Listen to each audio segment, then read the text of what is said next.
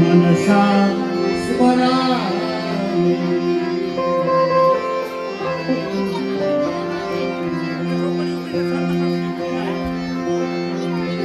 अधरं मधुरं वदनं मधुरं नयनं मधुरं वासितं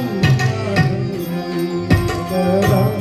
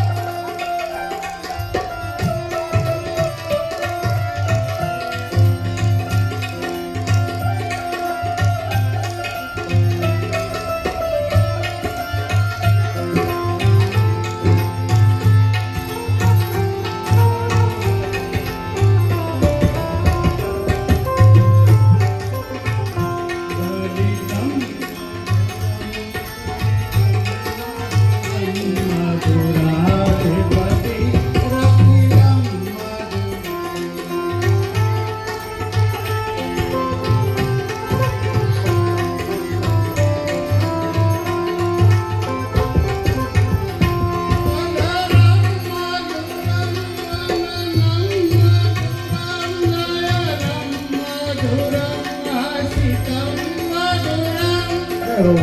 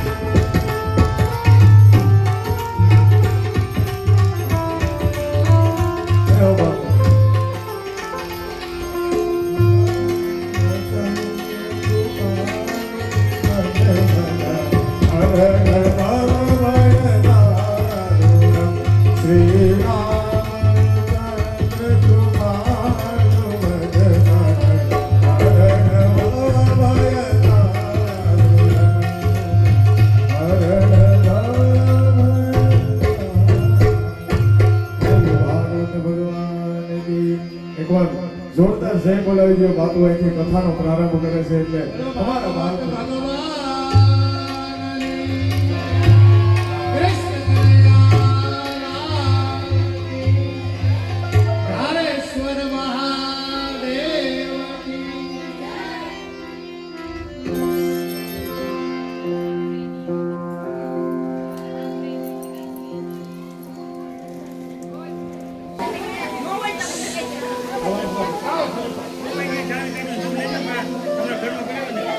શ્રીમદ ભાગવત એવો ગ્રંથ છે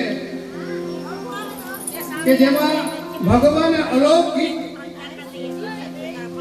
આપણા પરિવારને સમજાવવા માટે ઘણા બધા આપણા મનને સંતોષ થાય એવા પ્રશ્નોનું સમાધાન, એમાં જીવનને સુંદર બનાવવા માટે ઘણા બધા મંત્રો ઉપસ્થિત છે. તમે કોઈ પણ અવસ્થાથી જીવનમાં જીવતા હો, તમે કોઈ પરિવારના વ્યક્તિ હો, તમે કોઈ ભક્ત હો, કોઈ સંસારી હોય, કોઈ વ્યાપારી હોય, તમે કોઈ ઘરના એક ધર્મપત્ની હો, કોઈના પિતા હો, કોઈના પુત્ર હો, દરેક વ્યક્તિ પોતાના સ્થાનથી પોતાના જીવનને ઉત્તમ બનાવીને કેમ જીવી શકે એના દિવ્ય સૂત્રો ભગવાન ભાગવતજીમાં આપેલા છે. સાક્ષાત ભગવાન શ્રી કૃષ્ણનું વાગમય સ્વરૂપ તો છે જ, એમાં પણ આપણા વૈષ્ણવી જીવનની ધન્યતા છે. એમ કહેવાય છે કે જીવનમાં એકવાર દરેક માણસે ભાગવત સપ્તાહ કરવી જરૂરી છે. આપણે ત્યાં એને મોટું બહુ પુણ્ય કહ્યું છે, બહુ મોટું સત્કર્મ કહ્યું છે. આ એક એવો યજ્ઞ છે કે જેનાથી બધા જ પ્રસન્ન થાય, જેનાથી ભૂમિ દેવતાઓ, તીર્થો, ભગવત અવતારોને જેનાથી સ્વયં પરમાત્મા પ્રસન્ન થઈ જાય છે, એવો આ એકમાત્ર સત્કર્મ છે. અને એના પ્રમાણ ભગવાન ભાગવતજીમાં કહેલા છે. એટલા માટે વૈષ્ણવી જીવનનું સૌથી મોટું પુણ્ય માનવામાં આવ્યું. પણ આપણે ત્યાં તો પુણ્યની લાલસા, વૈષ્ણવોને તો પુણ્યની પણ લાલસા હોતી નથી. પોતાના કરેલા પુણ્યથી મળેલા ફળનો પણ જે પ્રસાદ બનાવી અને બધાને વાટી દે એનું નામ જ વૈષ્ણવ. પુણ્ય પોતે કર્યા હોય એ જ પુણ્ય રૂપે અનેક સુખ એના જીવનમાં આવે અને અનેક સુખને પ્રસાદ બનાવી બધાને વેચે, એ સાચો વૈષ્ણવ. અને આવી વૈષ્ણવ વૃત્તિ આપણા ચિત્તમાં જો આવે અને મળેલા સુખને પ્રસાદ બનીને વેચીએ તો ભગવાનની આપણી ઉપર મોટી કૃપા કહેવાય. કોઈને વસ્તુ આપો તો કોઈ વસ્તુ કોઈનું કલ્યાણ કરતી નથી. મળેલી વસ્તુ માટે પણ જો સમજ ઉત્તમ ન હોય તો એ એના પતનનું કારણ પણ બની જાય. એટલે પ્રભુ પાસે માગવું તો એટલું માગવું કે પ્રભુ સંજોગો તું સારા કરે, એ કૃપા નથી તો અમારી સમજ સારી કરે એ તારી કૃપા છે. કારણ કે ગમે તેટલા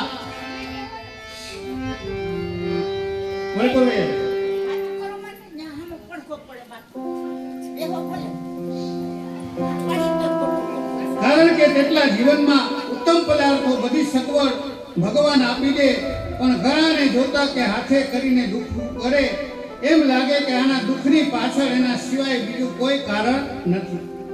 આ છે સમજણનો અભાવ. પ્રભુને એમ જ કહેવું કે તું મને ઉત્તમ સમજ આપજે, અને જો સારી સમજ રહીને તો વિપરીત સંજોગોમાં પણ સમય ક્યારે પસાર થઈ જાય એની ખબર ન પડે. જીવનમાંથી જાય તો ભાઈ જોયા જેવી થાય, સમજણ જીવનમાંથી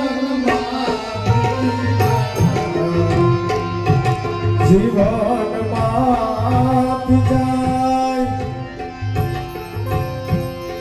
તો ભાઈ જોયા જેવી થાય, સમજણ જીવનમાંથી જાય, સમજણ જીવનમાંથી જાય.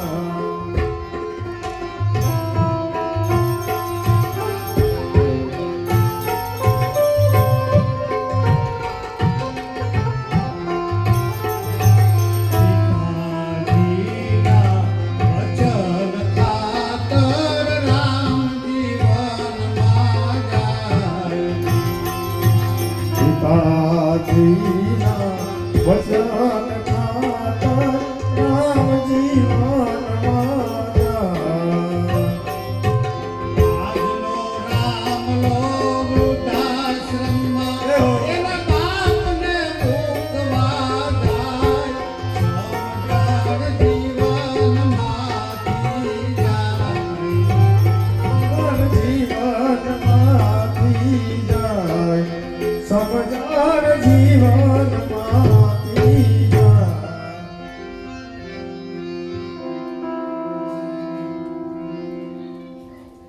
આજનો રામલો એના મા બાપને વૃદ્ધાશ્રમમાં મૂકવા જાય, સમજણ જીવનમાંથી હે? પેલા રામ ભગવાન હતા તો પિતાજીના વચન ખાતર રામજી વનમાં જાય, હે? એના વચન ખાતર ભગવાન વનમાં વયા ગયા. અને આજનો રામલો એના બાપને વૃદ્ધાશ્રમમાં મૂકવા જાય.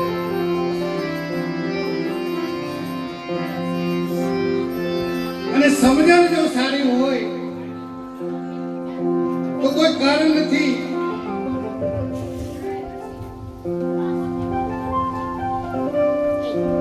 એટલા માટે અત્યારના સમયમાં જ્યારે સમાજનું સામથર્ય વધ્યું છે, સગવડતાઓ વધી છે, સાધનો વધ્યા, ત્યારે એક વસ્તુની જરૂર છે અને એ છે સારી સમજ.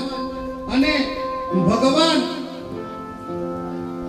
એ ભાગવતજી આપણે સારી સમજ આપે છે. ભાગવતમાં એવો કોઈ બુદ્ધિનો પ્રયોગ નથી, કેવલ કોઈ કર્ણનો જ પ્રયોગ નથી. અહીંયા તો એક એક વાક્યમાં ભગવાન છેક તમારા ચિત્તમાં પ્રવેશ કરી તમારા અંતઃકરણને ચોખ્ખું કરી દે. શ્રીમદ ભાગવતજીમાં કહ્યું છે કે હરિશ્રિતમ સમાશ્રયેતમ, ભગવાન સ્વયં અમારા હૃદયની અંદર બિરાજી જાય. આવું ભાગવતજીના મહાત્મયમાં બતાવવામાં આવ્યું છે. અને એટલા માટે કાંઈ જ કરવાનું નથી, ભગવાનની કથામાં ધ્યાન લગાવી બેસવાનું.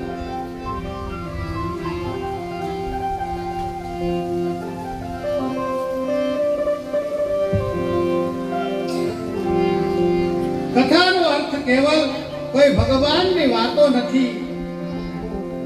કમ નામ સુખમ સુખમ સ્થાપ્યતિ ઇતિ કથા. જે તમને સુખમાં સ્થાપી દે એનું નામ કથા છે. એવી કથા આપણને 7 લાખ દિવસ સુધી મળી છે. જે તમને સુખમાં સ્થાપી દે એનું નામ કથા છે. આપણે સાંભળ્યું કે ભાગવત કથા સાંભળવાથી સમસ્ત પાપો નિર્મૂળ થઈ જાય. અને સત્ય છે, પણ એમાં પણ જે વારે તમે બેઠા હોય જેમ કે આજે શનિવાર છે, શનિવારે કથા સાંભળી એટલે આજ સુધીના તમારા જિંદગીના જેટલા શનિવાર આવ્યા એમાં થયેલા જેટલા અપરાધ હતા એ આ શનિવારે ધોવાઈ ગયા. આ રીતે સોમવાર, મંગળવાર ઇત્યાદિ પણ તો રજા પાડી તો એટલા બાકી રહેશે. એમાં એકાદ દિવસ જો તમે ચૂકી ગયા તો તમારા ઉપર કથા તો 7 દિવસ તમને પવિત્ર કરવા માટે ઉપસ્થિત છે. આજ સુધીના જેટલા શનિવાર આવે એટલા એમાં કઈ પણ ત્રુટિ કે અપરાધ આપણાથી થયા હોય આ શનિવારે કથામાં બેઠા એટલે ધોવાઈ ગયા. અને એટલે જ આ કલિયુગમાં ભગવાન કરતા પણ ભગવાનનું આ વાકમય સ્વરૂપ, લેખા સ્વરૂપ શ્રીમદ ભાગવતજીની મહત્તા વધારે છે. કારણ કે કલિયુગમાં શબ્દોનું મહત્વ નથી, લખાણનું મહત્વ છે. અહીંયા તમે એમ કહો કે ચાલો મારું ઘર આજથી તને આપી દીધું, એ કહે એમ નહીં, લખીને આપો. આપી દીધું એમ ન ચાલે. આપણા બોલવા ઉપર કોઈ ભરોસો કરે નહીં. એમ જ ભગવાન કરતા પણ કલિયુગ અત્યારે લખાણ પર વધારે ભરોસો રાખે. વક્તા પોતાની વાણી દ્વારા પ્રગટ કરે. આ દિવ્યતા ગ્રંથની છે. ભાગવતજીની કથા તો કરવી જ છે, પણ આ ભાગવતજી એવી રીતે સાંભળવું કે જાણે મારી અને તમારી કથા હોય. ભગવાન કંઈક વ્યક્તિગત રૂપે તમને કહેવા આવ્યા હોય. કારણ કે આજ સુધી જ્યારે પણ પ્રભુ પાસે ગયા ત્યારે એક વ્યક્તિ બોલે અને એક વ્યક્તિ સાંભળે. કારણ કે આજ સુધી જ્યારે પણ આપણે સાંભળવા ગયા ત્યારે સાંભળનાર વ્યક્તિ પણ એક હતો અને બોલનાર વ્યક્તિ પણ એક હતો. આ 7 દિવસ એવા હશે કે ભગવાન બોલશે અને આપણે સાંભળીશું. ભાગવત છે ભગવાનનું વાગમય સ્વરૂપ છે. એ બોલે છે ને આપણે સાંભળીએ છીએ. શ્રીમદ ભાગવતજીમાં બિરાજેલા ભગવાન 7 દિવસ સુધી બોલશે અને આપણે બધા સાંભળશું. આ પણ એક સેવા છે. કારણ કે કોઈની વાણીનો અનાદર એ ભગવાનનો જ અનાદર છે. મંદિરમાં જ્યારે આપણે ગયા ત્યારે ભગવાને આપણે બોલવાનો ચાન્સ અવસર ન આપ્યો. એટલે મંદિર કરતા પણ વિશેષ રૂપે કહેવાય. કારણ કે ત્યાં મંદિરમાં આપણે બોલીએ છીએ અને ભગવાન સાંભળે છે. કથામાં ભગવાન બોલે છે અને આપણે સાંભળીએ છીએ. અહીંયા ભગવાનની વાણીનું શ્રવણ આપણે કરીએ છીએ.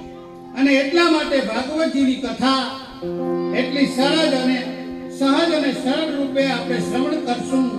જાણે એમ નહીં લાગે કે આ કોઈ હજારો વર્ષ પહેલા લખાયેલો ગ્રંથ છે. એવું નહીં લાગે કે આ મોટા ભક્તોની કથા છે. આપણે તો એ રીતે સાંભળીશું કે વારી વાત કથામાં થઈ રહી છે. મારા જીવનની મૂંઝવણનો ઉકેલ મને મળી ગયો છે. આ ઔષધિ આપણા માટેની લાગશે. આ રીતે કથાનું આપણે દર્શન કરશું. ભગવાન ભાગવતજીની કથા 7 દિવસની કથામાં 10 શબ્દો ઉપર ભાર આપવો છે. કથાનું દોહન કરી આ દશરથનો આપણા સર્વ સુધી પહોંચાડવા છે. કથાનું પહેલું તત્વ છે પરિવાર. આનાથી 7 દિવસમાં ભાગવતજીમાંથી આપણે શું શીખીએ? તો આપણે બધા સામાજિક પ્રાણીઓ છીએ. આપણે બધા સંસારી છીએ. પરિવારની વચ્ચે રહીએ છીએ. તકલીફ એ છે કે જેના વચ્ચે રહીએ છીએ એની વચ્ચે રહેતા જ આપણે આવડતું નથી. આપણને કોમ્પ્યુટર ચલાવતા આવડે, મોબાઈલ વાપરતા આવડે, ધંધામાં ગ્રાહકોને સાચવતા આવડે, પણ ભગવાને આપેલા ઘરમાં 5 વ્યક્તિઓને સાચવતા નથી આવડતું. આપણે 5 વ્યક્તિઓની વચ્ચે પ્રેમથી રહેતા નથી શીખતા. તમે વિચાર કરો કે તમારા જીવનમાં ભૂતકાળમાં તમે સૌથી વધારે કોની સાથે ઝઘડો કર્યો? અજાણ્યા જોડે કે જાણીતા જોડે? તમે ક્રોધ કોની જોડે વધારે કર્યો? ન ઓળખતા હોય એની સાથે કે નજીકના લોકો સાથે? બસ આ જ સમજવાનું છે. પહેલું તત્વ જેની ચર્ચા કરવી તે છે પરિવાર. કારણ કે શ્રીમદ ભાગવતજીમાં સંન્યાસ શિષ્યોની કથા બહુ ઓછી છે, કથા વધારે સંસારીઓની છે, પરિવારની જ કથા વધારે છે. તમે જુઓ તેમાં વંશાવલીઓ ગવાય છે. ચંદ્રવંશ, સૂર્યવંશ, ઇક્ષ્વાકુ વંશ ઇત્યાદિ બધા કુળની પરંપરાઓ કથાઓ છે. સંન્યાસીઓના ધર્મો સાંભળી આપણને એમ લાગે કે આપણે તો સંસારમાં રહીએ, ધંધો કરીએ, પરિવારને સાચવીએ એટલે આપણે પાપ જ કરીએ છીએ. ના, આ પાપ નથી, આ ગૃહસ્થીઓના ધર્મ છે. તો પહેલું તત્વ ઉપર ભાર મૂકીશું કે પરિવાર. તમે આખું મહાભારત જુઓ, આખું રામાયણ જુઓ, આખું ભગવાનનું કૃષ્ણનું ચરિત્ર જુઓ, કુટુંબની બહાર ક્યાં કોઈની કથાઓ છે? બધી ભગવાનની પરિવારની કથા છે. એક કથાઓમાંથી સાર શું લેવું? મહાભારતથી બીજું કાંઈ ન શીખો, પરંતુ મહાભારતના યુદ્ધથી એટલું શીખ્યો કે સાંજ પડે કે ત્યારે યુદ્ધ કરનારા પણ શાંતિથી પ્રેમથી બેસી અને ભેગા મળીને વાતો કરતા. યુદ્ધમાં જ્યારે સૂર્યાસ્ત થઈ જાય, બધા દુશ્મનો શત્રુઓ ભેગા થઈને વાતો કરે. એટલા માટે જે દિવસે થયું એ થયું, પણ સૂર્યાસ્ત થઈ જાય એટલે તમે બધા સમજદાર થઈ જાય. બધા પરિવારની કુટુંબની કથાઓ છે. અને આપણા કુટુંબમાં આપણે ઘરે ઠાકોરજી ભગવાનની પધરામણી કરી હોય, આપણા એક પરિવારના એક સદસ્ય બનીને ભગવાન આવે છે, પ્રભુને યાદ કરીએ ત્યારે ત્વમેવ માતા ચ પિતા ત્વમેવ બંધુ સખા ત્વમેવ વિદ્યા ચ દ્રવિણમ ત્વમેવ સર્વમ મમ દેવ સંબંધોથી યાદ કરીએ છીએ. આપણે ક્યાં ભગવાન તરીકે યાદ કરીએ છીએ? ભગવાનને એમ કહે કે ત્વમેવ માતા ત્વમેવ પિતા ત્વમેવ બંધુ સખા ત્વમેવ વિદ્યા ચ દ્રવિણમ ત્વમેવ સર્વમ મમ દેવ. આપણા પરિવારને જ આપણે ભગવાન ને આપણા પરિવાર તરીકે જ સંબોધન કરીએ. ભગવાનને એમ કહે કે તમે જ માતા અને પિતા, તમે બંધુ સખા, આવા શબ્દો યાદ કરી ભગવાનને આપણે જોડે આપણે લાગણીના, પ્રેમના, તાતણાના સંબંધોમાં બાંધીએ છીએ.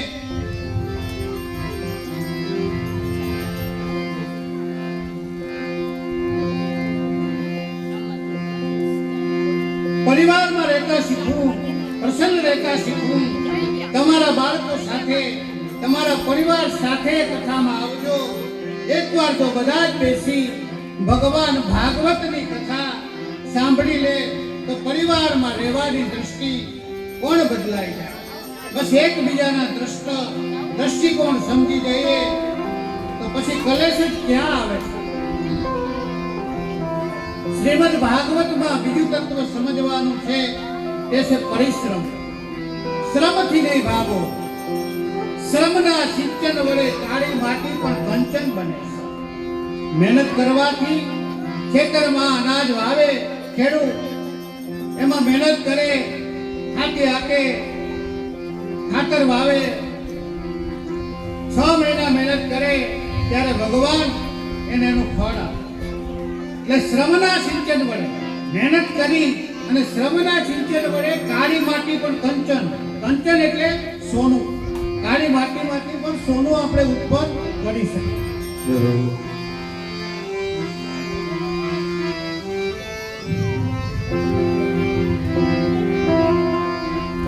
કલિયુગમાં ગાંધીજીએ 7 પાપ કલિયુગમાં બતાવ્યા. એમાં એમ જ કહ્યું કે મહેનત વગરની કમાણી એ પાપ છે. પરિશ્રમથી ભાગવાનું નહીં. જ્યાં પણ હોય, પારિવારિક રૂપે હોય, વ્યાપારિક રૂપે હોય, વિદ્યાર્થી રૂપે હોય, તમે જ્યાં પણ જે જવાબદારીઓ એમાં જો શ્રમથી ભાગ્યા તો પછી હાથમાં આવેલું પણ તમે ગુમાવી દેશો.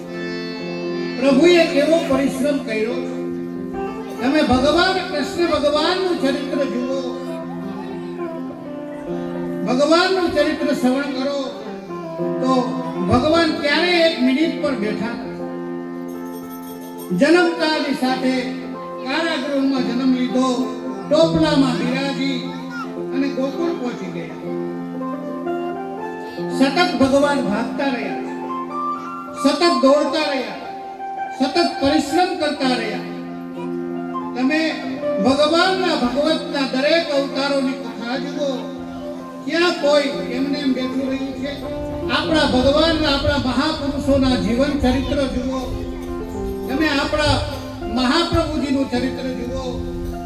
મહાપ્રભુજી ખુલ્લા ચરણારવિંદથી પૃથ્વી પરિક્રમા કરવાનો વિચાર,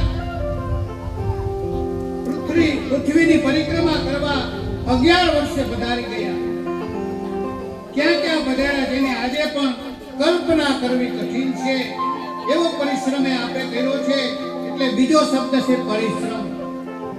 પહેલો પરિવાર, બીજો પરિશ્રમ, ત્રીજું તત્વ છે પરોપકાર. જીવનમાં ભોગવી લેવું બહુ સહેલું છે, સંગ્રહી લેવું બહુ સહેલું છે, પણ પરોપકાર કરવો એ બહુ અઘરો છે. તમારા વ્યક્તિત્વની સાથે સાથે પરોપકાર શબ્દ જોડાયેલો રહે. બહુ દૂર નજર ન કરો તો આજુબાજુ નજર કરો. ભગવાન સુખ આપે એટલે માનવું કે મને પરોપકાર કરવાની ભગવાને તક આપી. પ્રભુએ મને અવસર આપ્યો છે કે મારા 5 રૂપિયા ક્યાંક ધર્મના કામમાં વપરાય છે.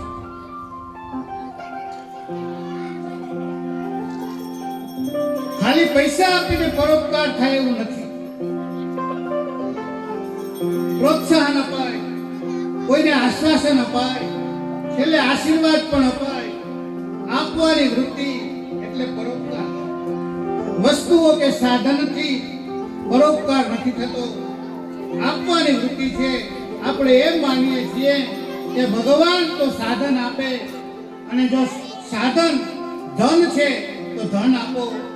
તમારું શરીર સારું છે તો સારું છે તો સમય આપો, સહકાર આપો, ક્યાંક બીજા માટે ઘસાવ. એ વૃત્તિ બહુ જરૂરી છે. પરોપકારની વૃત્તિ વગર ભગવાનની બાજુમાં પહોંચી શકાતું નથી. કારણ કે જેને આપવાની આદત જ નથી એ ભગવાન પાસે આવી પોતાના ભાવને અભિવ્યક્ત શું કરે? કારણ કે ભગવાને સૌથી પહેલા આપતા જ શીખવાડ્યું છે. અત્યાર સુધી લોકો ભગવાન પાસે માગીને સુખી થવાની કલ્પના કરતા હતા. ભગવાન મહાપ્રભુજીએ ઉલટું કરી દીધું કે આપણે માગીને પ્રસન્ન નથી થતા, આપણે ભગવાનને ઠાકોરજીને આપી પ્રસન્ન થાય.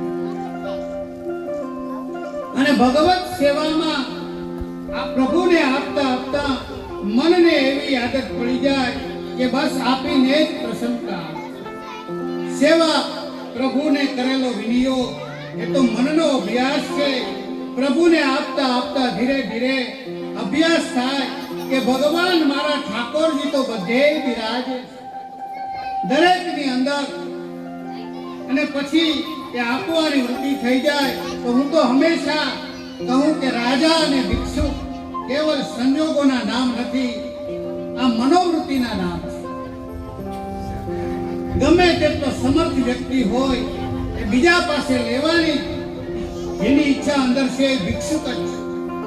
ગમે તેટલો સાધારણ હોય, ઝૂંપડાવાળો વ્યક્તિ હોય, પણ એ કહે કે કામ હોય ને કથામાં તો અમારું ટેબલ લઈ જજો. ઘણા એવા હોય કે સાવ સાધારણ હોય, પણ જ્યારે એને કહો કે તૈયાર જ હોય કે અમારી પાસેથી લઈને જજો, અમારી પાસેથી મેળવી લેજો. આ રાજાની વૃત્તિ છે. જેની અંદર આપવાની વૃત્તિ છે એ રાજાની વૃત્તિ. ભાગવતજીનું ચોથું તત્વ છે પ્રેમ. ભાગવતજી છે પ્રેમ ગ્રંથ છે. ભગવત પ્રેમ ભાગવતજીથી પ્રગટ થાય છે. જે 5 ફળ આગળ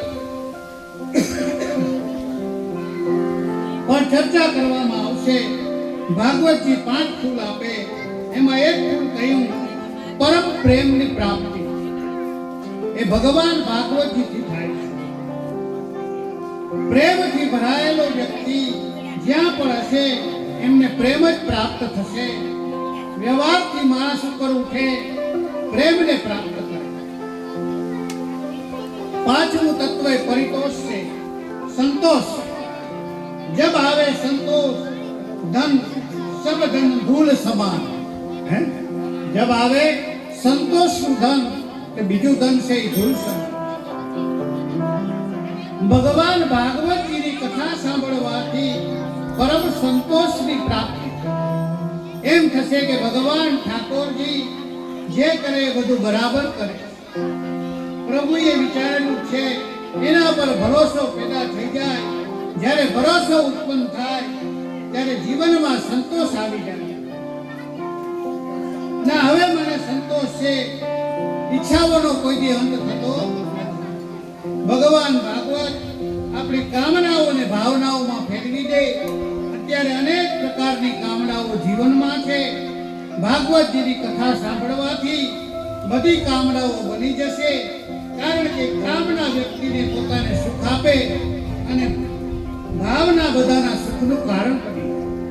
પરમ પ્રેમની પ્રાપ્તિ થાય, પરિતોષ પરમ સંતોષની પ્રાપ્તિ.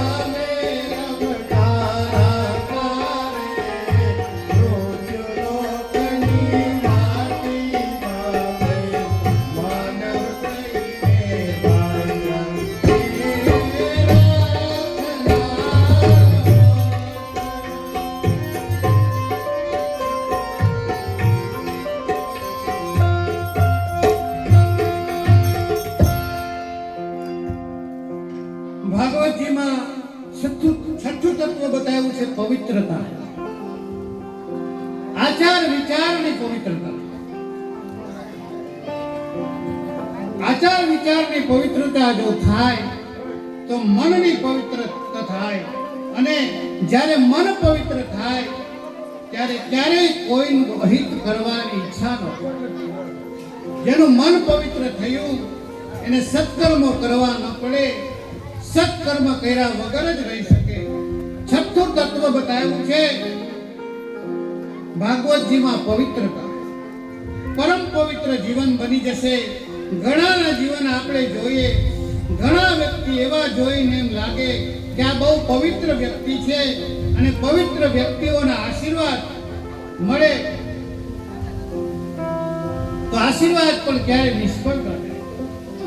આપણે બીજા બધાના આશીર્વાદ, કોઈ સંત મહાપુરુષ, કોઈ પરમ પવિત્ર વ્યક્તિને શોધીએ છીએ કે એના આશીર્વાદ મળે. એવા કોઈ પણ પવિત્ર વ્યક્તિના આશીર્વાદ લેવાના છીએ. ભાગવતજીની કથા સાંભળીએ, એ વ્યક્તિ આપણા બની જાય, આપણાના આશીર્વાદે નકામા ન જાય. પછી તેમ કોઈને કહો કે મારા આશીર્વાદ છે, તમારી વાણીમાં સત આવી જાય. ભાગવતજીનું 7મું તત્વ છે પરિધિ. પરિધિ એટલે આપણી લક્ષ્મણ રેખા. દરેક વ્યક્તિને લક્ષ્મણ રેખા હોય છે અને હોવી જોઈએ. લક્ષ્મણ રેખા એટલે મર્યાદા.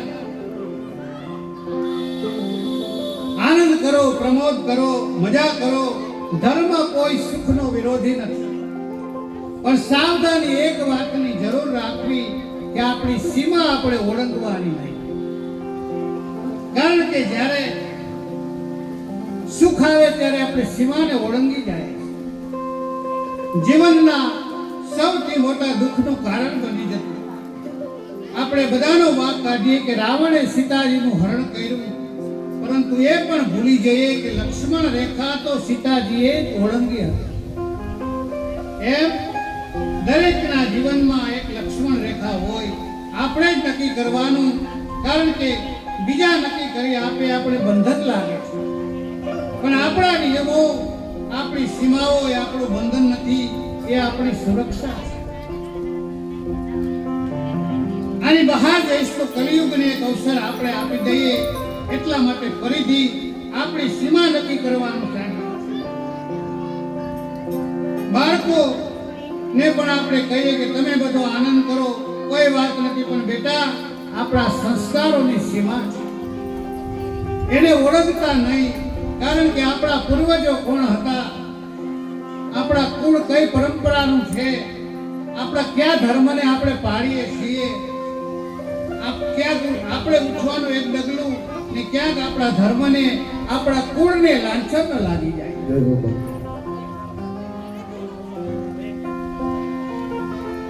એ સીમામાં રહેવું એ ગૌરવની વાત છે, બંધનની વાત નથી. અમને તો ગૌરવ લાગે.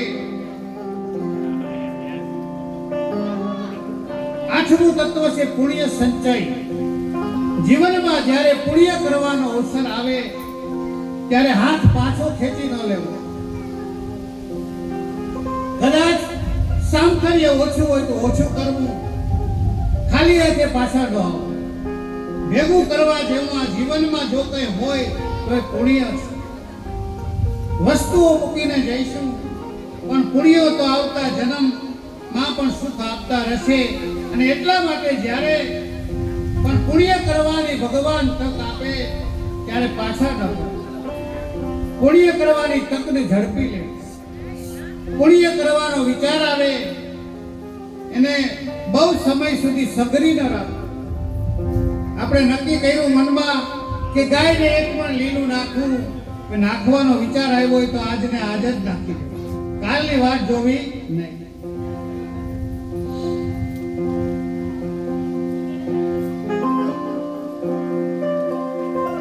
માતા પિતાની સેવા જ્યારે પણ અવસર મળે ત્યારે કરી લેવી. એમાં કાલની વાત જોવી નહીં. પછી થોડા સમય પછી આપણે માતા પિતાની છત્ર છાયા આપણા ઉપરથી વહી જાય અને પછી આપણે એવો વિચાર આવે કે મેં તો મારા મા બાપની સેવા કરી નથી. એનો કોઈ અર્થ નથી.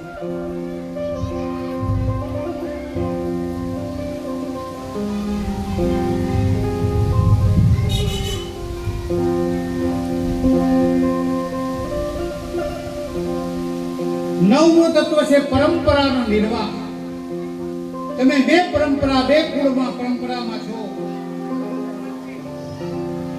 બંને પરંપરા નસીબદાર લોકોને મળે, ભાગવતી પરંપરા અને વૈષ્ણવી પરંપરા.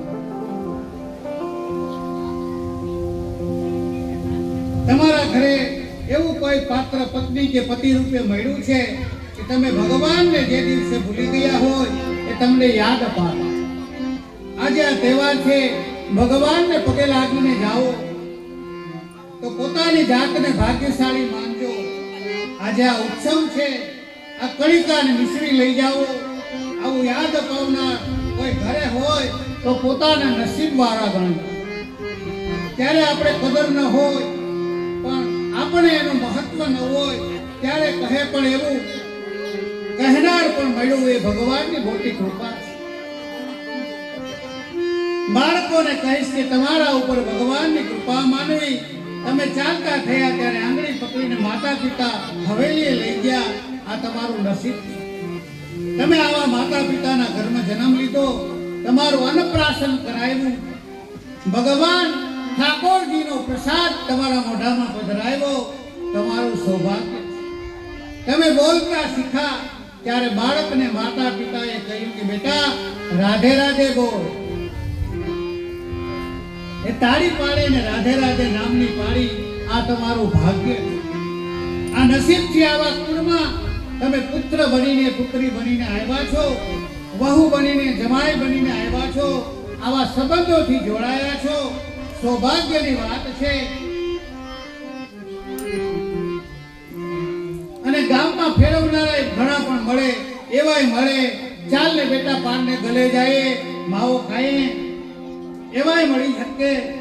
પણ તમને ભગવાને હવેલીના ભગવાનના મંદિરના પગથિયા ચડાવ્યા, તમારા ગુરુદેવને પ્રણામ કરાવ્યા, તમને ઠાકોરજીના ભગવાન ભોળાનાથના દર્શન કરાવ્યા અને તમારી સમજ ખીલી તો આ સંસ્કાર ખીલી ગયા. આ તમારું સૌભાગ્ય છે. એટલા માટે એને સાધારણ ન કરતા. તમારી પરંપરા તમારે જ જાળવવાની છે અને એનાથી જ તમારી ઓળખાણ છે, એનાથી જ તમારા પરિવારનું ગૌરવ છે. આમ છેલ્લી વાત અને નવે નવ તત્વોની ચર્ચા કરી એ ભાગવતજીના ફળ રૂપે પણ પ્રાપ્ત કરીએ. 10મું તત્વ એ ભગવાનની સેવા છે. બધું જ કહ્યું. સંસારમાં રહેતા શીખા, સ્વભાવ સુધરો, સત્કર્મો કર્યા, પુણ્યના સંચય કર્યા, પરંપરાનો નિભાવ કર્યો, પણ ભગવાનને ભૂલી ગયા તો બધાય ઉપર મીંડું. જેના ઉપકારથી, જેના આશીર્વાદથી તમને આ સુખ મળ્યું, એ સુખ પાછું એના સુધી ન પહોંચાડ્યું તો ક્યાંક આપણે આપણા કર્તવ્યને ચૂકી ગયા. જેણે ઘર આપ્યું, જેણે ઘરમાં જેણે એક બાઈ એકનું ખાનું આપણે આપી ન શક્યા તો આપણા જેવો દુર્ભાગી બીજો કોઈ નહીં. જેણે પેટ ભરીને બેઠક જમાડ્યા, એને કટોરી મિશ્રીનો ભોગ ન ધરી શક્યા તો આપણા જેવો દુર્ભાગ્ય બીજો કોઈ નહીં. એટલા માટે ભગવાનની સેવા, પ્રભુની સેવા જીવાત્માના મહત્વનું જીવનનું પાસું છે. આ 10 તત્વો કોઈને પણ આ પ્રકારે પ્રાપ્ત કરીશું, એની ચર્ચા કરીશું. કેન્દ્રમાં રાખીને એક એક પ્રસંગની આ દ્રષ્ટિકોણથી જોવા. આ 10 તત્વો આપણા જીવનમાં પ્રવેશ કરે, આદર્શ વ્યક્તિ આદર્શ જીવન બની શકે. શ્રીમદ ભાગવતજી નું મહાત્મય આ 6 અધ્યાયમાં પદ્મ પુરાણમાં આપવામાં આવ્યું છે. 2 જગ્યાએ મહાત્મયની કથા છે, સ્કંદ પુરાણ અને પદ્મ પુરાણ છે. 6 અધ્યાય એટલા માટે કે ભગવાનની કથા છે. ભગવાન 6 ગુણો વાળા છે. શ્રીમદ ભાગવતજી પધરાવવા એટલે માથે ભાગવતને પધરાવી શોભાયાત્રા કરવી એટલે એનો સંકેત છે કે હવે જીવનમાં પગલું ઉપાડીશ તો કે ચાલીશ તો માથે આ ભાગવતજીને પધરાવ્યા. શ્રી ભાગવતજીએ મને માર્ગ બતાવ્યો. હવે હું માર્ગ ઉપર ચાલીશ. આ ભાવના આપણી શોભાયાત્રાની છે. નહીં તો એમ થાય કે શોભાયાત્રામાં શ્રીમદ ભાગવતજીને માથે લઈને કેમ પધરાવવાનું? એનું કારણ જ કે હવે મારે માથે ભગવાન ભાગવત બિરાજે છે. હવે હું એના શરણમાં આવ્યો છું. હવે જે માર્ગ બતાવે એના ઉપર મારે ચાલવાનું. મારે મારા જીવનને સફળ કરવું. અત્યાર સુધી આપણા જીવનને સુખી કરવાના વિચારમાં હતા. હવે ભગવાન ભાગવતજી દ્વારા એક નવો વિચાર મળે કે હવે મારા જીવનને મારે સફળ બનાવવું. મારા જીવનની સફળતા સાર્થક થાય એથી આપણે બધા ભાગ્યશાળી છીએ. 7 દિવસ માટે આ ભાગવત ભગવાન આપણા બધાના કેન્દ્રમાં આવ્યા છે. આ ભાગવત રૂપે ભગવાન આપણે આંગણે પધાર્યા. ભાગ્યશાળી છે.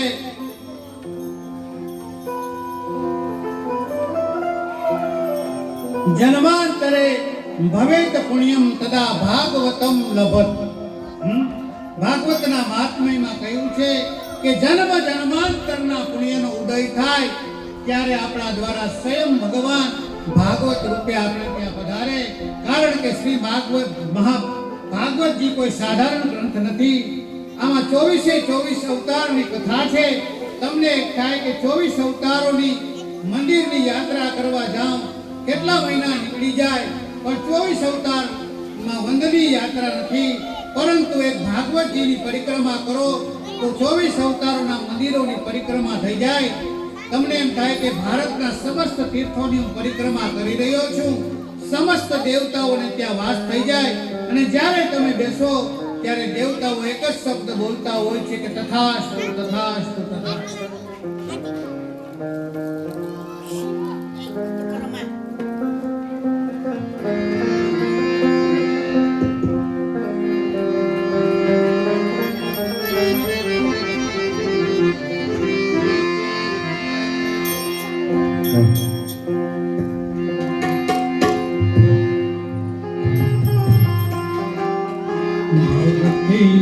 કરતા છૂટે મારા પ્રાણ, પ્રભુજી એવું માગું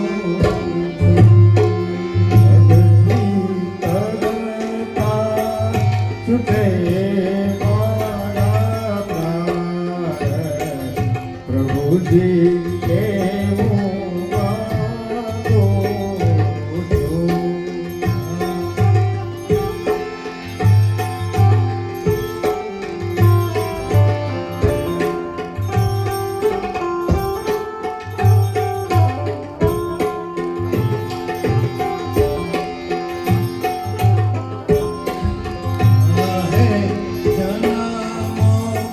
જન્મ તારો સાથ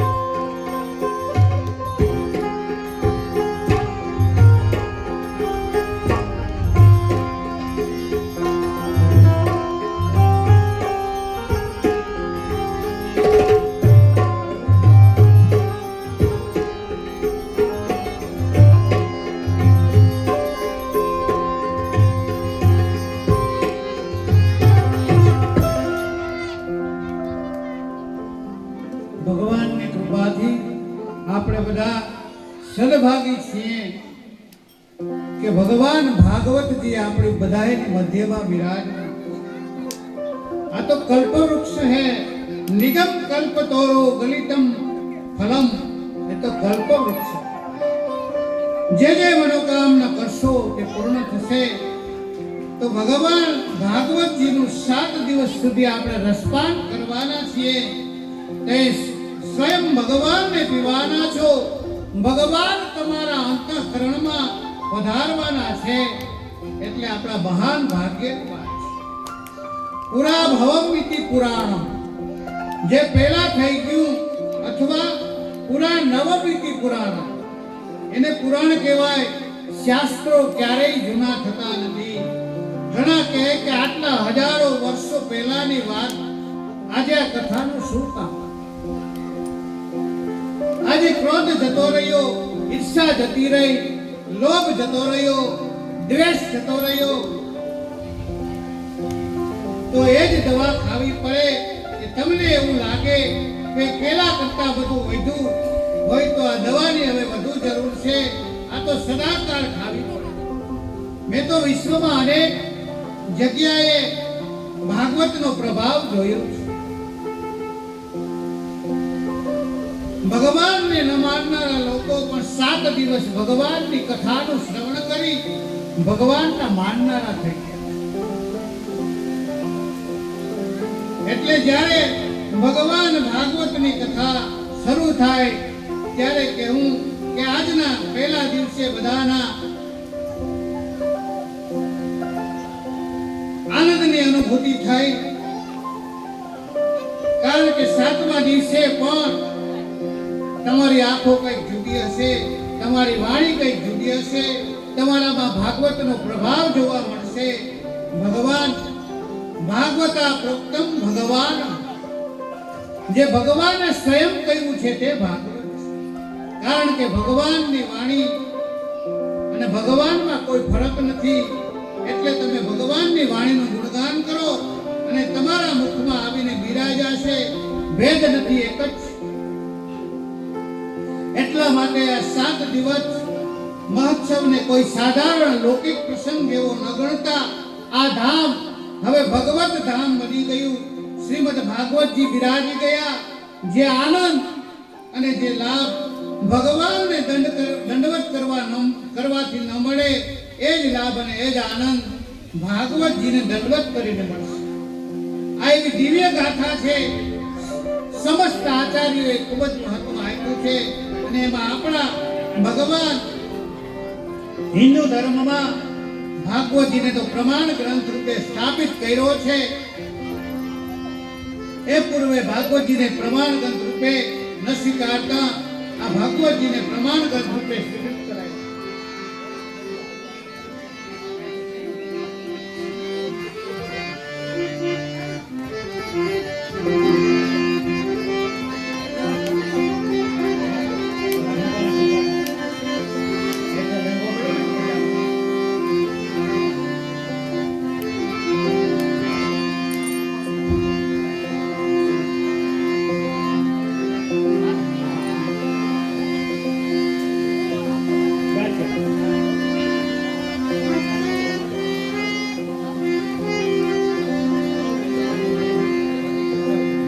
આ નાના બાળકો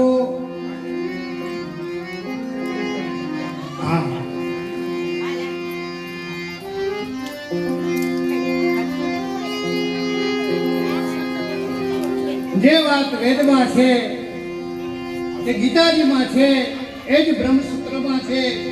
અને એનો જ વિસ્તાર ભગવાન ભાગવતજીમાં પણ બતાવવામાં આવ્યો છે. શાસ્ત્રે સ્કંદે પ્રકરણે ધ્યાયે વાક્ય પદે ક્ષરે એકાંત સપ્તદા જાન્મ વિરોધન મુચ્યતે. ભાગવતા પ્રકરણ બંનેમાં 7 પ્રકારથી ભાગવતજી સમજાયું છે. અને એના આધારમાં રાખી આપણે 7 દિવસ સુધી ભગવાન ભાગવતજીની કથાનો રસ પીવાનો. શ્રીમદ ભાગવતજીમાં એવો ક્રમ હોય કે સૌથી પહેલા પદ્મ પુરાણ અંતર્ગત 6 અધ્યાયમાં મહાત્મા મહાત્માની કથા છે એનું ગાન કરવાનું છે, કારણ કે મહાત્મા સમજાય તો જ વ્યવહાર અને વિનિયોગનો વિવેક આવે. જે વસ્તુની મહત્તા જ તમારા હૃદયમાં નથી, એ મહાન હોવા છતાંય એની મહાનતાનો, એની દિવ્યતાનો તમે લાભ લઈ શકતા નથી. એની મહત્તાથી તમે અજાણ છો, એટલા માટે મહાત્માની ગાથા કહેવામાં આવી. એક ધોબી હતો, એ રોજ કપડાં ધોવા આવતો, અને એક સંતે પાસે પારસમણી હતો. એ સંતે પારસમણી ધોબીને આપ્યો. એમને થયું કે ગરીબ માણસ છે તો આ પારસમણી આપું તો એ સુખી થઈ જાય. એ પારસમણી આપીને નીકળી ગયા. વર્ષ પૂરું થયું અને પાછા આવ્યા. ધોબી પાછો કપડાં ધોવા આવ્યો.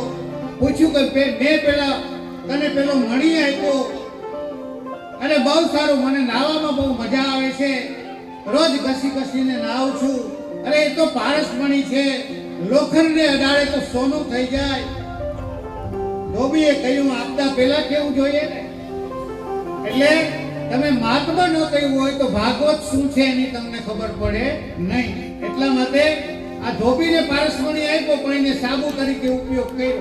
સોનામાં અડાડે તો પારસમણીમાં લોખંડમાંથી સોનું થઈ જાય. મહાત્માની કથામાં ભગવાને વ્યાસજીએ મંગલાચરણ કર્યું છે.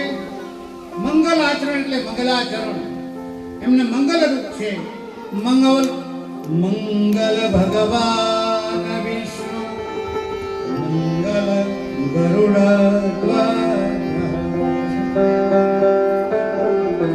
મંગલ પુંડરીકાક્ષો મંગલાયસ્તનો હરિ. આ વિશ્વમાં જો કોઈ મંગલ રૂપ હોય તો એ પરમાત્મા છે, ભગવાનનું નામ છે. એટલા માટે જો તમે મંગલ ઈચ્છતા હો તો ભગવાનના નામનો આશ્રય જરૂર કરજો. એનાથી જ તમારું મંગલ થાય. તમે કોઈ પણ કાર્ય કરવા જાઓ, એમ બને તો 5 દિવસમાં ભગવત નામ, ભગવત સ્મરણ કરવું જરૂર. આંખ ખુલે જાગો ત્યારે 3 વાર ઓમ નમો ભગવતે વાસુદેવાય મંત્ર અષ્ટાક્ષર બોલી લો. આ તમારા જીવનનું મંગલાચરણ છે. પહેલો કોળિયો મોઢામાં મૂકો ત્યારે ભગવાનને યાદ કરી 3 વાર અષ્ટાક્ષર મંત્ર બોલી લ્યો. આ ભગવાનને તમે ભોજન કરાવી દો.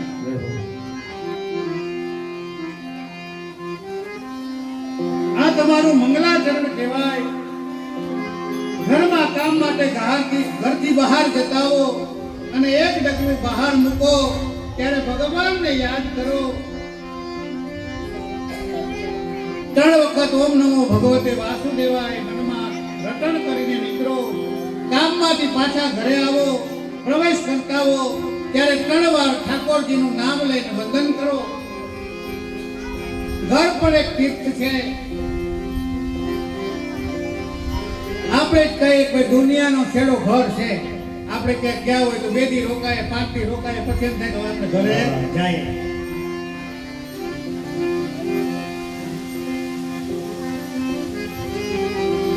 જેનું મન ઘરે ભગવાનમાં ન લાગે એ તીર્થમાં જાય તો પણ એનું મન લાગે નહીં.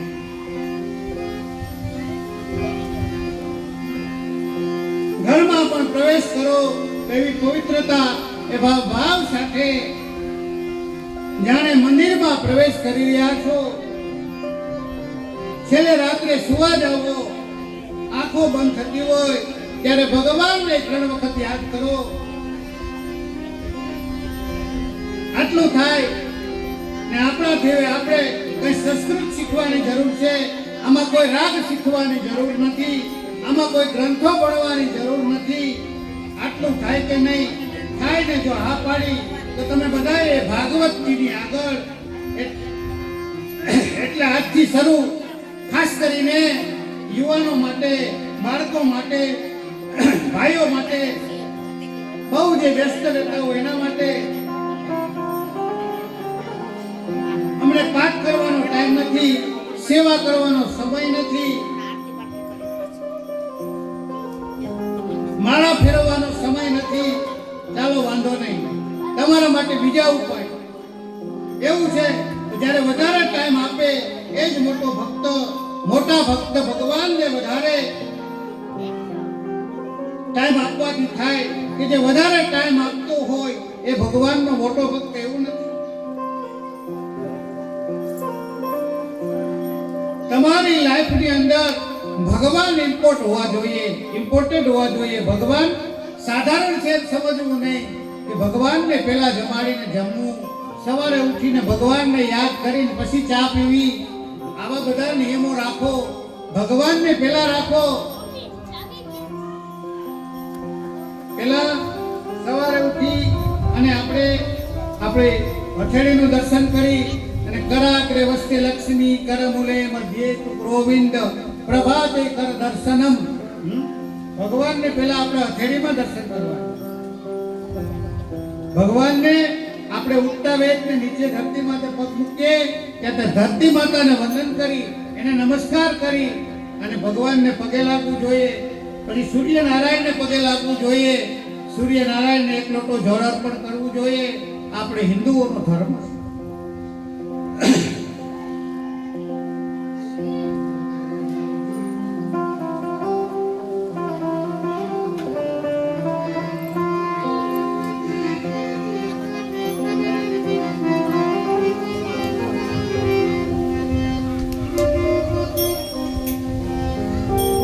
તમે ભારે ભગિયો ભગવાન જીવન થોડું તમે ભારે ભજ્યો ભગવાન જીવન થોડું રહ્યું.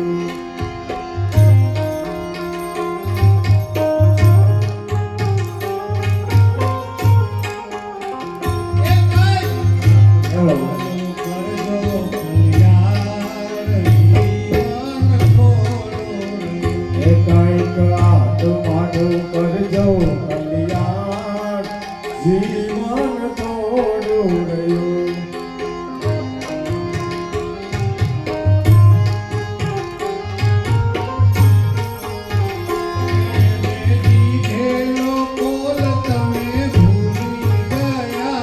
એને દીધેલો કોલ તમે ભૂલી ગયા.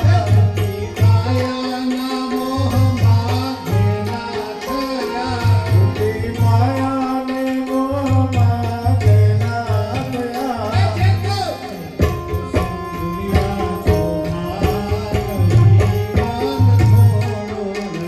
એ ચેતો શું ભૂલ્યા સોમાન જીવન થોડું રહ્યું.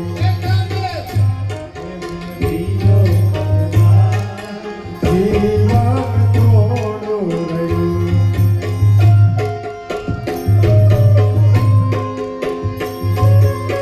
એવો. જય સોમનાથ. એવો. જય દ્વારિકાધીશ.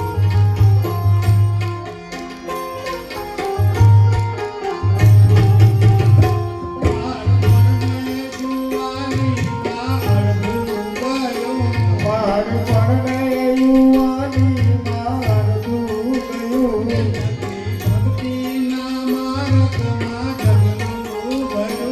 નથી ભક્તિના માર્ગમાં ડગલું ભર્યું.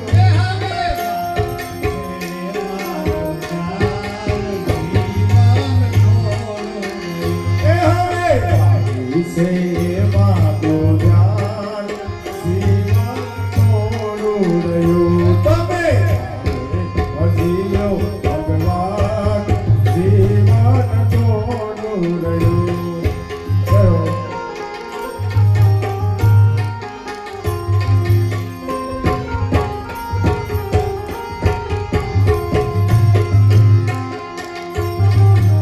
એવો. મારા દેવાભાઈની એક યાદી છે, લેખ કરી લઈએ. દેવાભાઈની ફરમાઈશ છે કે જય સોમનાથ.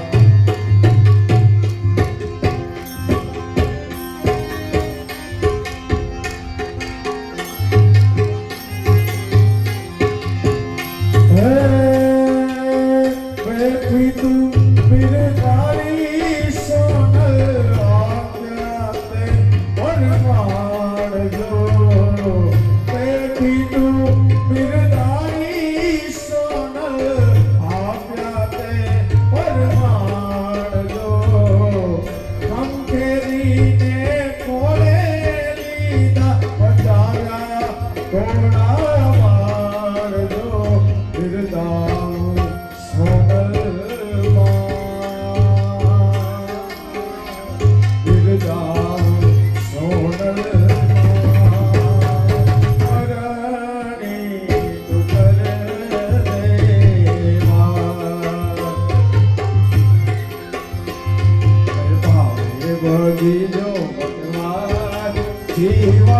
થોડું રહ્યું.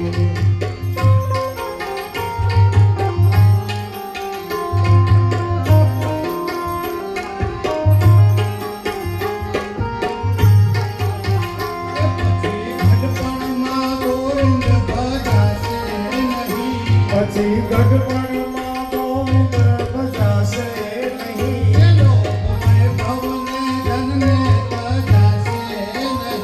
ગોપ વૈભવને ધનને તજાશે નહીં.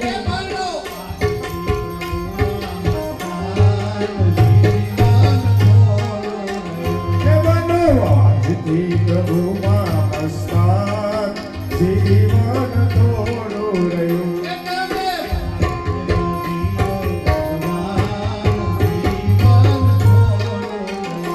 અમે ભાવે ભજ્યો ભગવાન જીવન થોડું રહ્યું.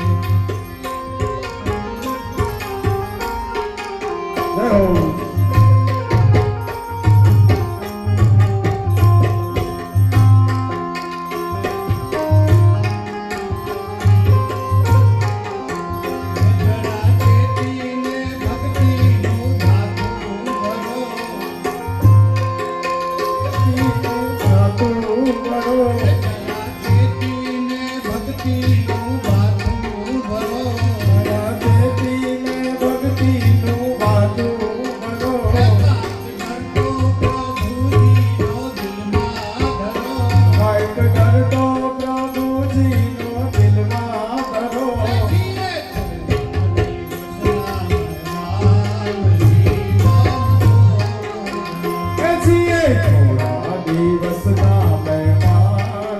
જીવન થોડું રહ્યું. ભગવાન જીવન થોડું રહ્યું.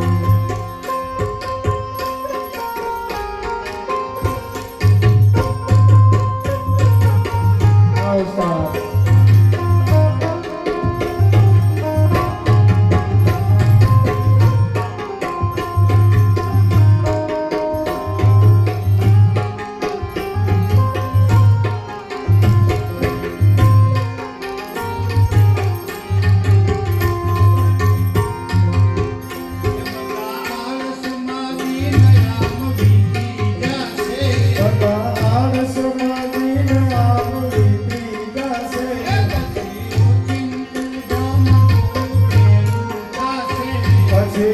સિંધુ જામનો તેરો દાસે.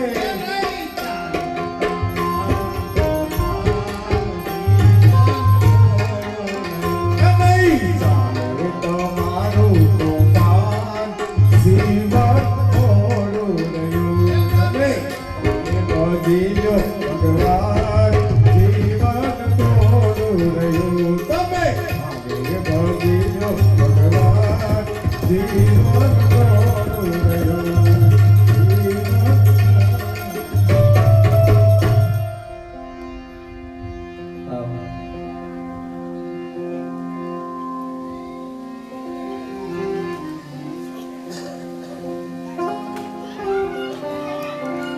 સચિદાનંદ રૂપાય વિશ્વોત્પત્યાદિ હેતવે તાપત્રય વિનાશાય શ્રી કૃષ્ણ વયમ નમઃ. વ્યાસજીએ મંગલાચરણ કર્યું. પ્રભુનું સ્વરૂપ, સાંખર્ય, સ્વભાવ ત્રણેયનો પરિચય કરાયો. તમે જે પરમાત્માની કથા સાંભળવા જઈ રહ્યા છો એ કેવા છે, એનું સ્વરૂપ કેવું છે, એનું સાંખર્ય કેવું છે, એનો સ્વભાવ કેવો છે. કારણ કે પરિચય વગર પરિણય કેમ થાય? એટલે સૌથી પહેલા પરિચય ભગવાનનો કરાય.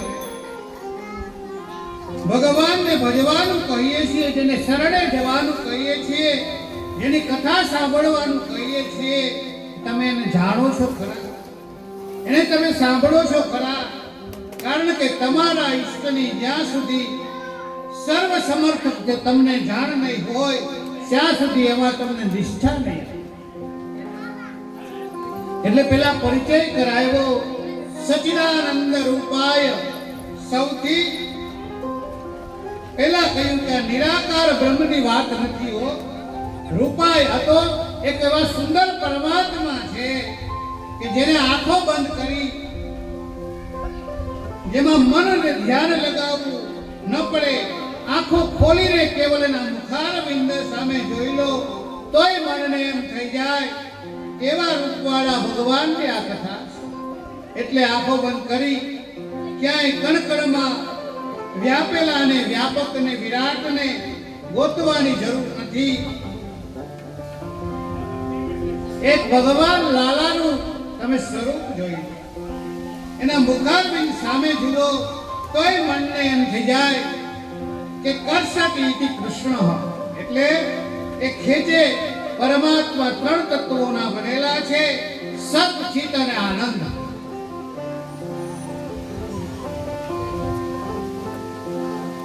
સત તત્વ એટલે કણકણમાં ભગવાનનું અસ્તિત્વ છે, એ જ વ્યાપક છે. જો બ્રહ્માજીએ સૃષ્ટિનું સર્જન કર્યું, ભગવાન પણ સર્જક છે, બંનેને સર્જક કયા.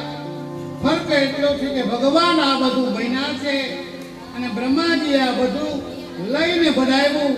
આ બે ફરક સર્જનતા છે. જેમ કુંભાર હોય,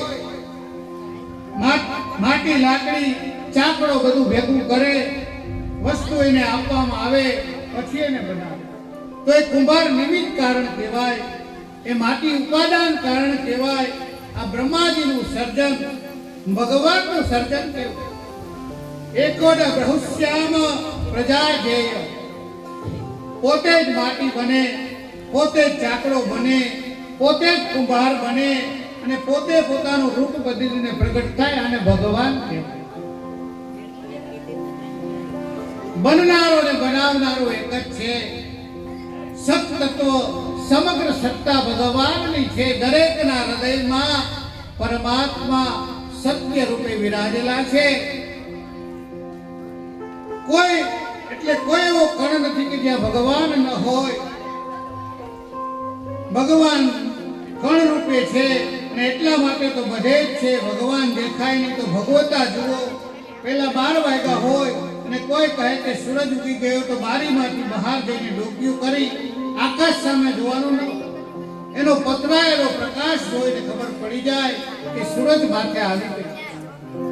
એમ ભગવાન છે, એના માટે ક્યાંય મંદિરમાં ડોકિયું કરવાની જરૂર નથી. એની વ્યાપેલી ભગવતાને જોઈ લો તોય એના ઉપર તમને ભરોસો આવે. એક કાકડીને જોઈને આપણે માનવા તૈયાર નથી કે એમને મળી જાય તો આટલું વિરાટ અને વ્યાપક એક આશ્ચર્ય દુનિયાનું, અને કેવલ પોતાનો ચહેરો જ અરીસામાં જુઓ ને તોય તમને ભગવાન ઉપર ભરોસો આવે. કેવું આ ભગવાન સિવાય આવું કોઈ ન કરી શકે. એક આંખો બે અને દ્રષ્ટિ એક, કાન બે અને સંભળાય. ભગવાનની વ્યવસ્થા કેવી છે? મોઢું એક, હોઠ બે, બોલાય એક. બે હોઠ નોખું નોખું બોલતા હોય તો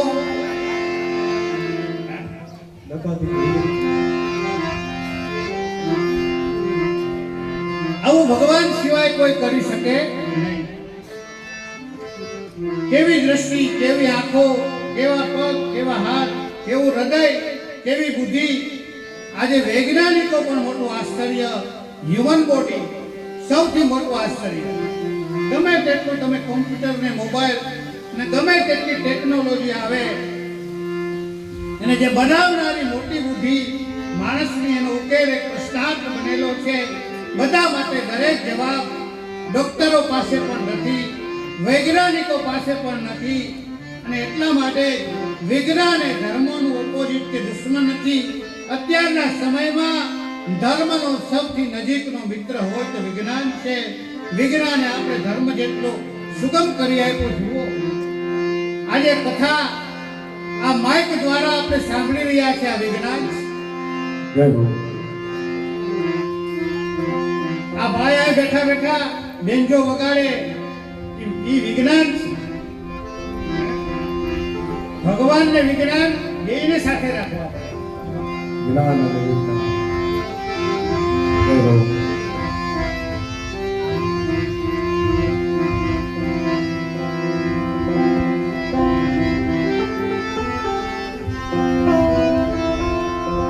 પરમાત્મા બીજું તત્વ છે ચિત્ત તત્વ. ચિત્ત જ્ઞાન એ ચૈતન્ય.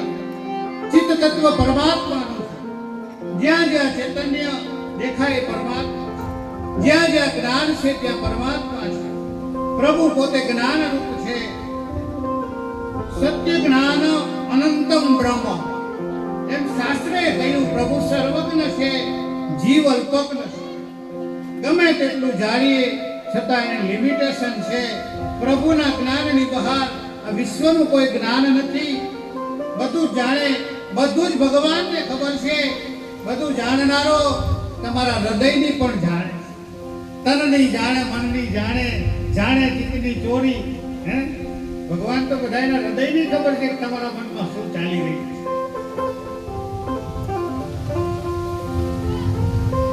ભગવાન પાસે હું માંગુ એને તો બધી ખબર જ છે. પરમાત્માનું ત્રીજું તત્વ છે આનંદ. આનંદ તત્વ પરમાત્મા ત્રણેયને બનેલા છે. પ્રભુ એટલે આનંદ. લઈને મળે સુખ, આપીને મળે આનંદ છે. જમીને મળે સુખ, ભૂખ્યાને જમાડીને મળે એ આનંદ.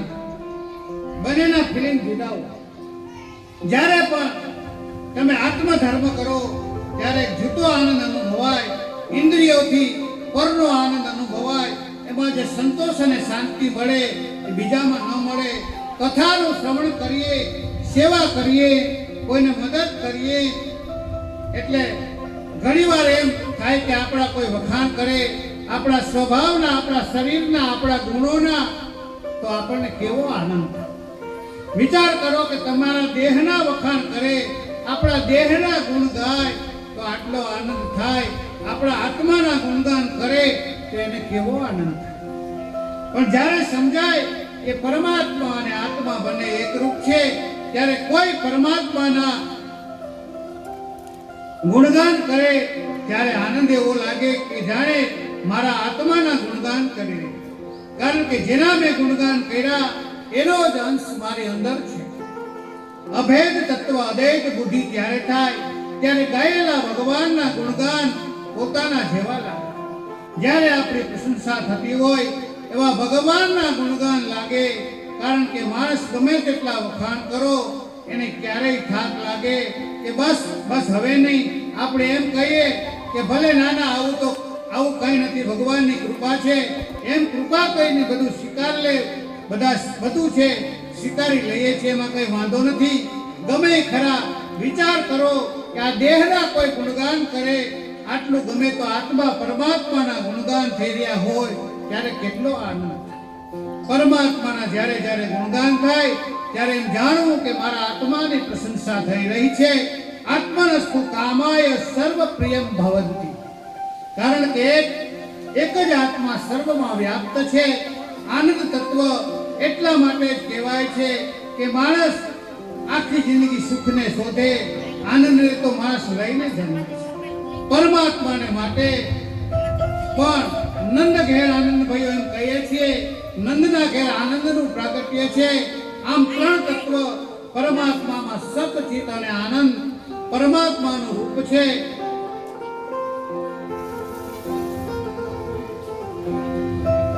સચિદાનંદ રૂપાય વિશ્વોત્પત્યાદિ હેતવે.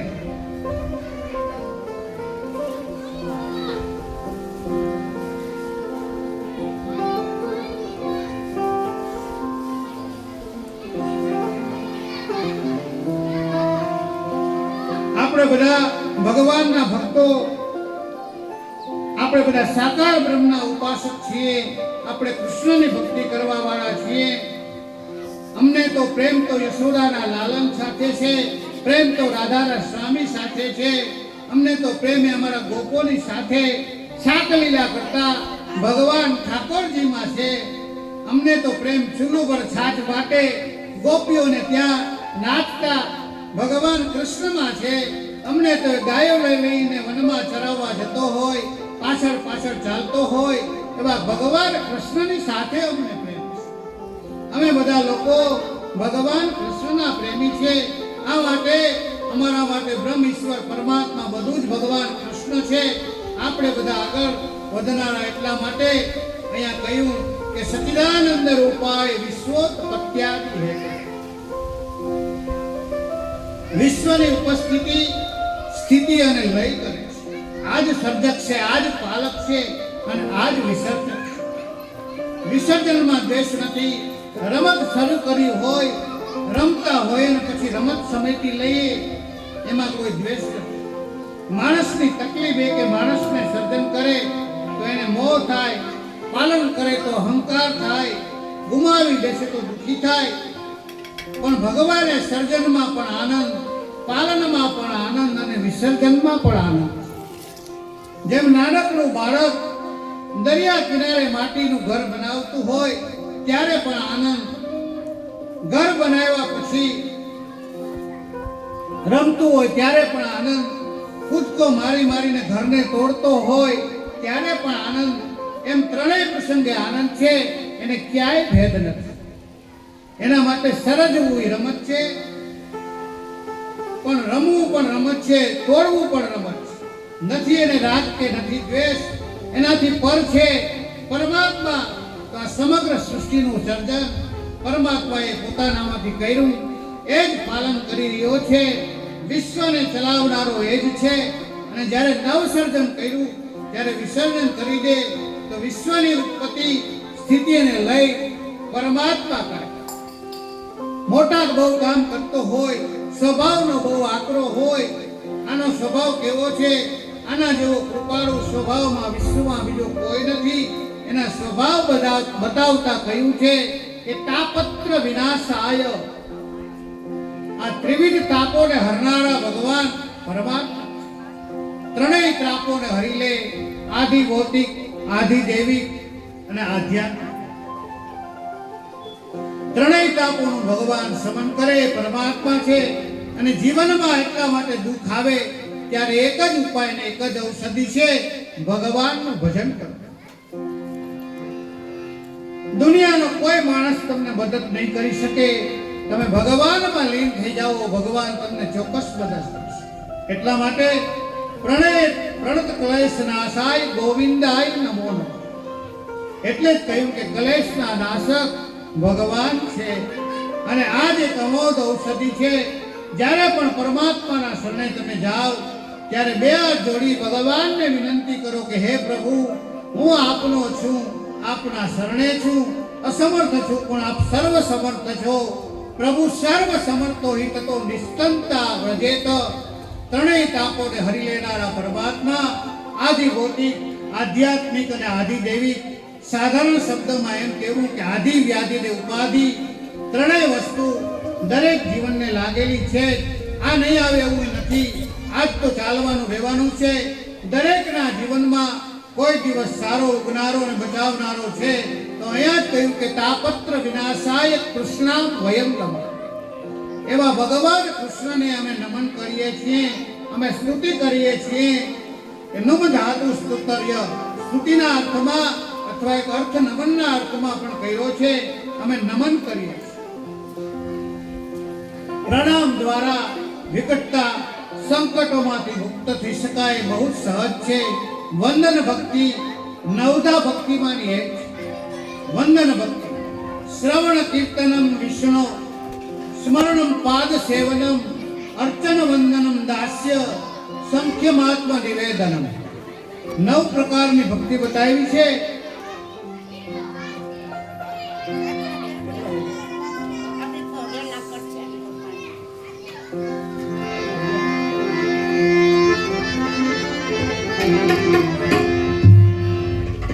જય બોલો.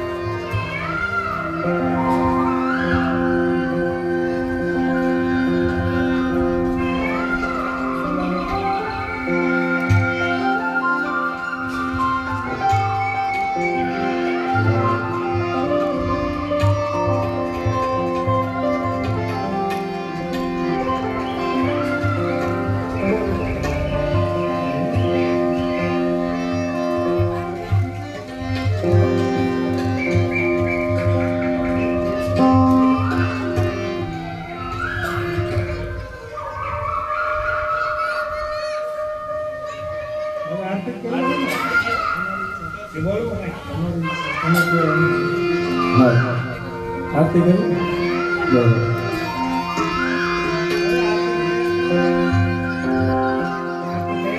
હા આરતી તૈયાર કરું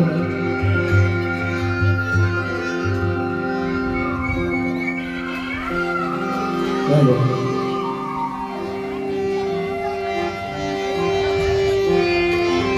આરતી તૈયાર થઈ ગઈ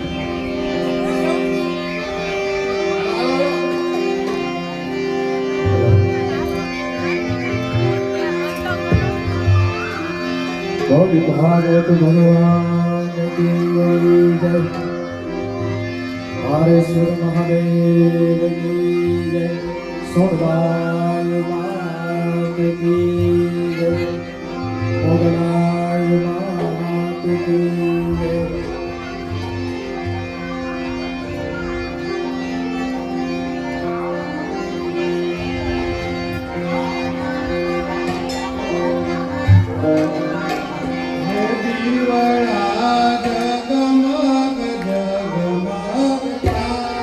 હે દીવડા જગમગ જગમગતા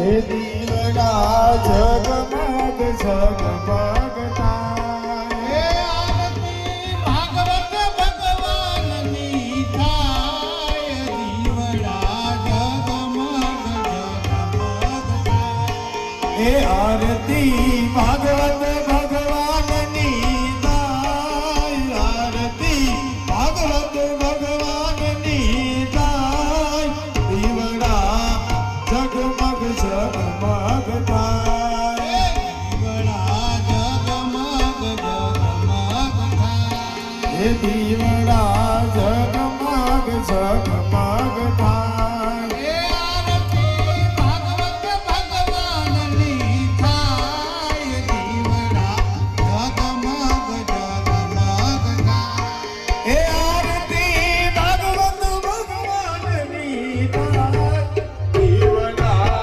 જગમગ જગમગ થાય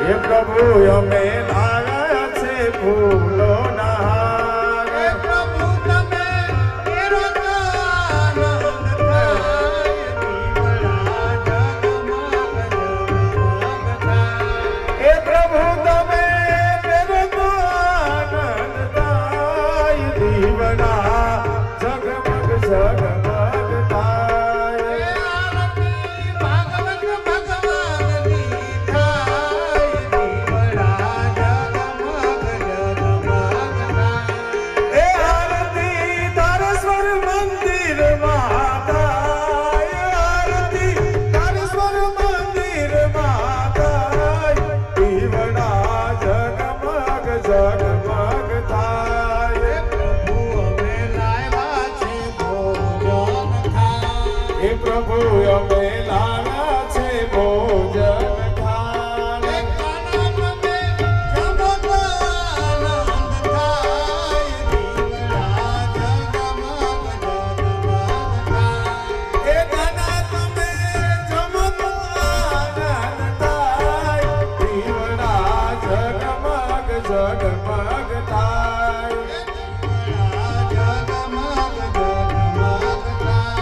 હે દીવડા જગમગ જગમગ થાય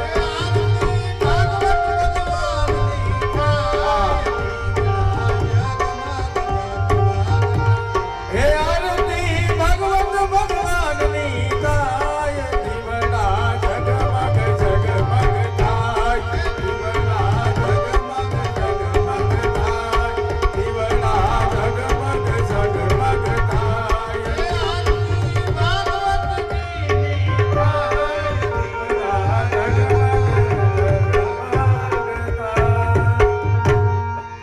બોલો કૃષ્ણ કનૈયા લાલ કી જય ભાગવત ભગવાનની જય અપને પ્રેમ માત પિતા ગુરુદેવની જય તારેશ્વર મહાદેવની જય, શ્રી રામચંદ્ર ભગવાનની જય, રામા પીરની જય, શીતળા માતની જય.